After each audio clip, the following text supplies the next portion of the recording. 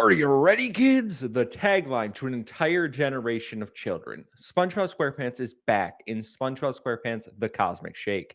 I'm Kevin from Save the Game Media, and I have played through the entirety of The Cosmic Shake. So, in today's video, I'm going to let you know whether it is worth your time to check out the Yellow Sponge's latest adventure.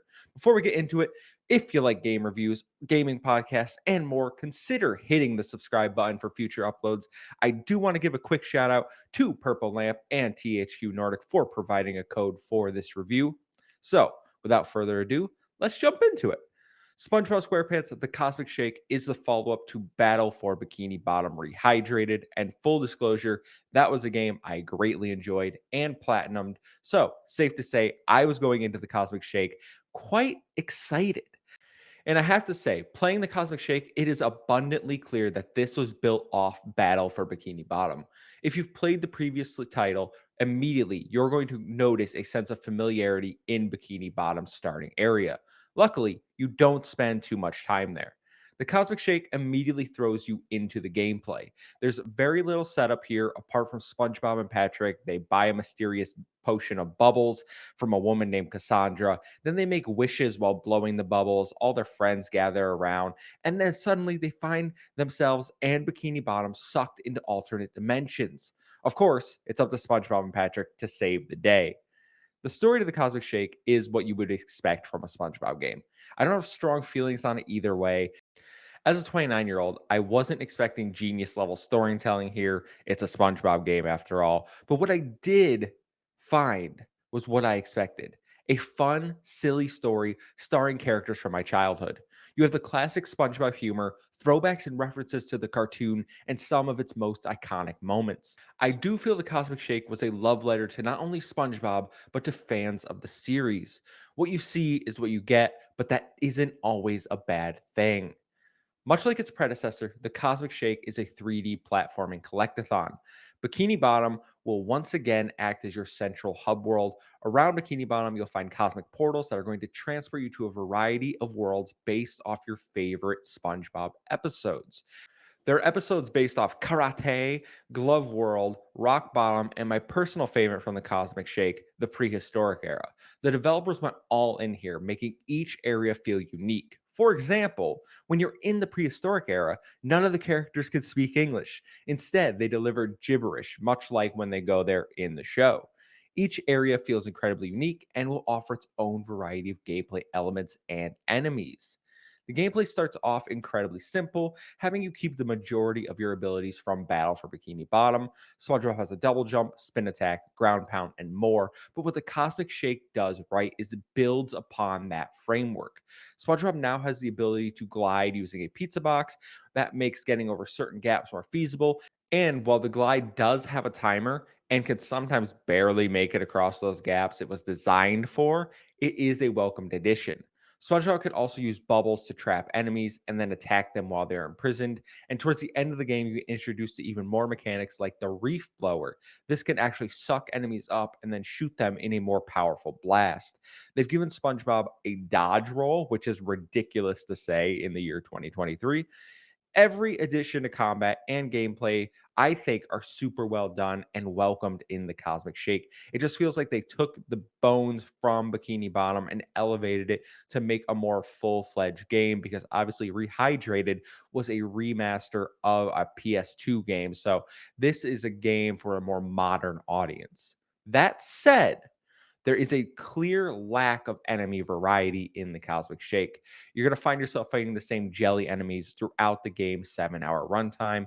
And while I mentioned that I enjoy the additions to gameplay, one downside to the game is that it is incredibly easy. If you just want to use your spin attack, you can. While there are some enemies that it might be beneficial to use the bubble or the ground pound on, if you are just dodging and then mashing the X button to spin attack, you're going to get through most encounters. Encounters are short as enemies die in 1 or 2 hits, with the most cumbersome enemies being the big jack jellies that you have to wait for their animations. You have to wait for them to attack and then punish them when they're tired. These make the encounters drag out and get so repetitive. Each world does end with a big boss encounter. Each world will end with a boss encounter that, in classic 3D platforming action, ends in about 3 or so hits. Again, the game is not difficult, even in boss fights. They usually just require you to jump or dodge attacks until the appropriate time. But the worst, and I mean the worst boss fight in this game, is where you have to hide from a giant spotlight. You'll know what it is when you get there. It's one of the last worlds you will go to. But this is a new mechanic they introduced that I do not like: sneaking around. Sometimes they'll require SpongeBob to hide in a bush and sneak past things. But this level, you have to hide from a giant light, and it is incredibly frustrating. It does not work well, and it feels incredibly janky. Speaking of which, the game does have some technical issues. Now, when I was given the review code, they did note a few bugs that the developers are aware of and are going to be patched upon release. I encountered specifically one crash while playing the game, a few visual glitches here and there, but nothing that stopped me from progressing. But my biggest issue for this game, despite being a last gen game, as it's only coming out on Xbox One or PS4 and I believe Switch, but you have to play via backwards compatibility, which I did using the Xbox Series X. The game has some egregious frame rate issues in multiple areas. Like I said, I played on my Xbox Series X on a LG OLED with VRR, and I would see constant drops and stutters. The worst area would be the karate world. I do hope this is fixed in the day one patch, and I did feel it was important to mention.